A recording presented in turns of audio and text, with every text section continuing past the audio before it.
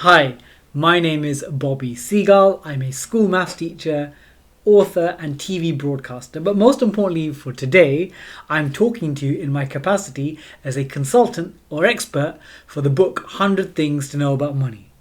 And I'm genuinely excited about this because one thing you may not know about my career is that before I became a teacher, I spent actually my 20s working in finance. So for me, understanding money and personal finance has always been important to me. And then now, as a teacher, I realize it's one of the most important things that children can learn about. So let me tell you a little story. So I sometimes walk through Stratford bus station, and occasionally I'll get a little tap on the shoulder. Someone will tower above me and say, "Hi, Mr. Seagull." And I'm like, "Who is this?" And they'll say, "Hi, I'm Josh. Do you remember me? You taught me so a few years ago." And I'm like, "Oh yes, I do remember you, Josh." And then he would go on to say, "Oh sir, your maths lessons were lit." Lit meaning slang for great. "But sir, the thing that I didn't really learn was money. I really wish I'd learned more about how to manage money."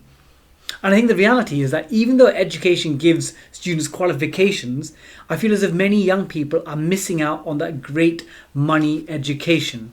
And in fact, research from Cambridge University shows that our financial habits are formed as young as age 7. And it's never too late to change, but age 7 shows you we need to get young people feeling confident about money and financial literacy as soon as possible.